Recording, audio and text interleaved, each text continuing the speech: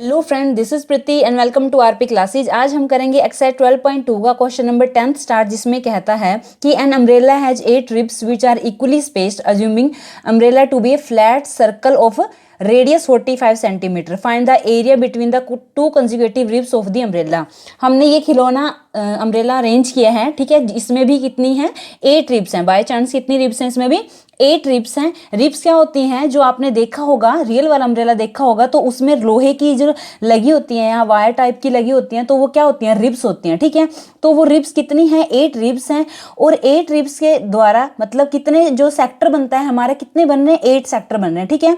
जो 8 रिब्स हैं, ये टोटल मिला के कितनी रिब्स हैं? 8 रिब्स हैं। तो 8 रिब्स के से कितने सेक्टर बनते हैं? हमारे 8 सेक्टर हमारे यहाँ पे बन रहे हैं, ठीक है। और जो रेडियस है, इन्होंने कहा है कि जो सर्कल की रेडियस है वो कितनी है? 45 सेंटीमीटर। यानी यहाँ से लेके यहाँ तक का डिस्टेंस कितना है हमारे पास? 45 सेंटीमीटर है। हमें क्या करना है? हमें फाइंड क्या करना है इसमें?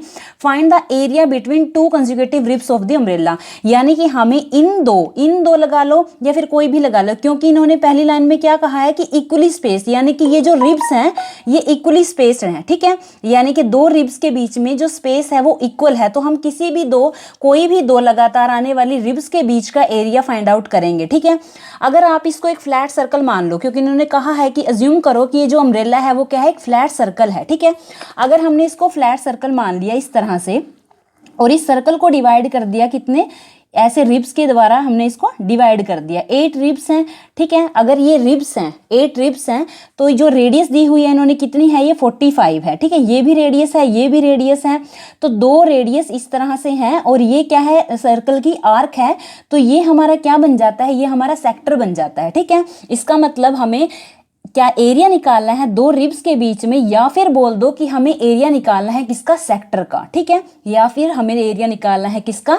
सेक्टर का। और सेक्टर का हमें इतने मतलब हम जो पिछले क्वेश्चन कर रहे हैं हम लगातार सेक्टर ही निकालते आ रहे हैं। तो सिंपल इस क्वेश्चन में कुछ भी नहीं करना, हमें सिंपली क्या निकालना है? सेक्टर निकालना है। इन्होंने कहा ना कि दो रिब्स के बीच का एरिया निकालना है, या फिर बोल दो कि जो हमारा ये क्या बनता है? सेक्टर का एरिया निकालना है, ठीक है ना। एक ही बात है।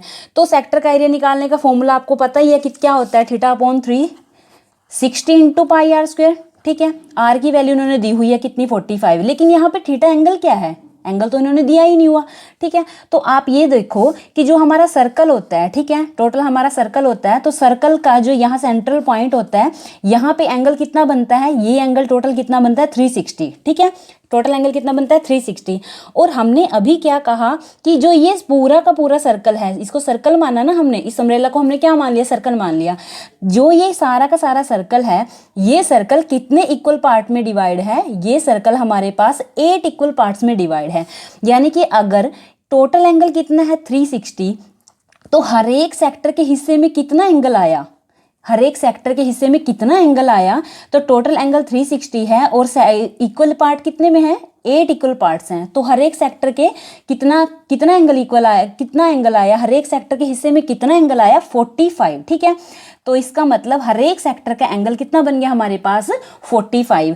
ऐसा ही जो पिछले क्वेश्चन था उसमें भी ऐसा ही था, ब्रोच वाले क्वेश्चन में, ठीक है। टोटल एंगल था उसमें 360, तो हमने भी जितने भी पार्ट थे उसके वैसे ही डिवाइड किया था, ठीक है, अगर आपको ध्यान हो, ठीक है। तो इस तरह से हमारे पास एंगल आ गया थीटा। अब हमें कुछ नहीं करना है, इसमें वैल्यूज पुट करनी है, लेकिन क्वेश्चन किस ढंग से लिखना है वो आपको देखना है, ठीक है। सबसे पहले जो हम एंगल वाला ये कॉन्सेप्ट है वो क्लियर करेंगे। लिखेंगे हम सबसे पहले कि total angle in a circle, ठीक है। जो सर्कल है उसका टोटल एंगल कितना होता है, सबसे पहले हम वो लिखेंगे।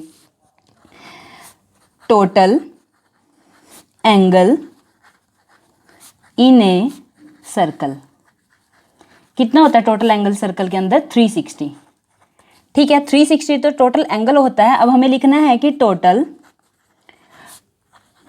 रिब्स कितनी है? टोटल रिब्स इन अम्ब्रेला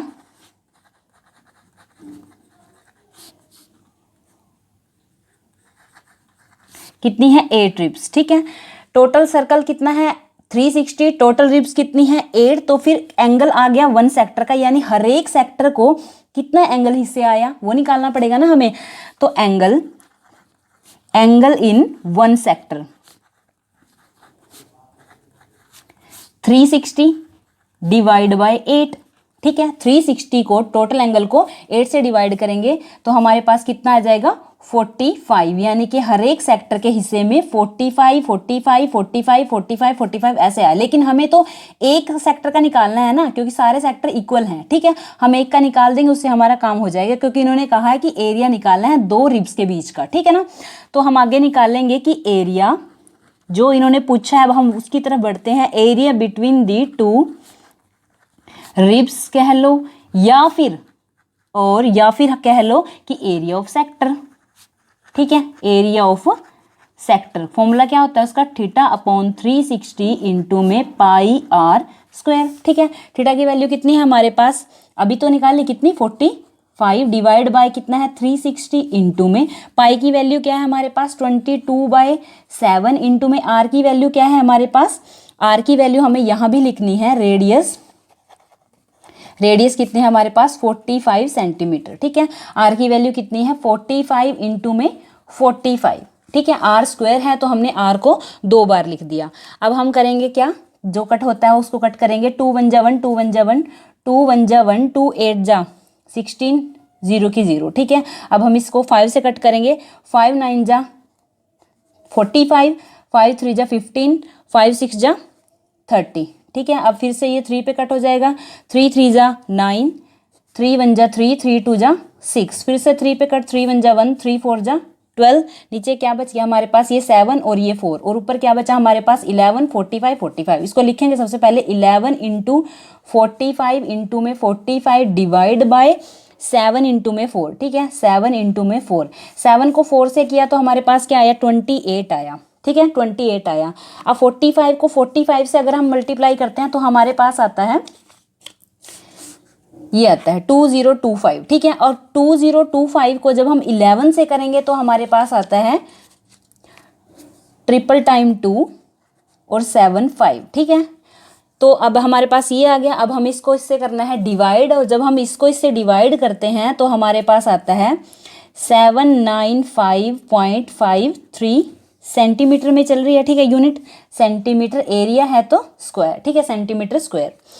तो क्वेश्चन बड़ा इजी था, अगर हमें पता हो कि जो एंगल है वो कैसे निकलेगा। ठीक है, और हमें पता हो कि जो सेक्टर है उसका फॉर्मूला क्या है, यानी इसमें सेक्टर निकालना है ये बात पता होनी चाहिए, और अगर सेक्टर निकालना है तो एंगल कैसे निकलेगा वो हमें पता होना चाहिए। ठीक है, टोटल एंगल कितना होता है 360 होता है, तो हमें हर एक सेक्टर का निकालना है। टोटल सेक्टर कितने हैं इसमें 8 हैं, तो 360 डिवाइड बाई 8 किया तो हमारे पास एंगल आ गया। सेक्टर इसलिए निकालना है क्योंकि हमें ये सेक्टर शेप का पता होनी चाहिए कि यहाँ पे सेक्टर निकलेगा। ठीक है, सेक्टर का जो फॉर्मूला है वो हमें पता है, theta upon 360 into pi r square, बाकी आगे कैलकुलेशन है। ठीक है, अगर आपको वीडियो अच्छी लगी, क्वेश्चन अच्छे से समझ में आए तो लाइक शेयर एंड सब्सक्राइब कीजिए हमारे चैनल को। Thank you.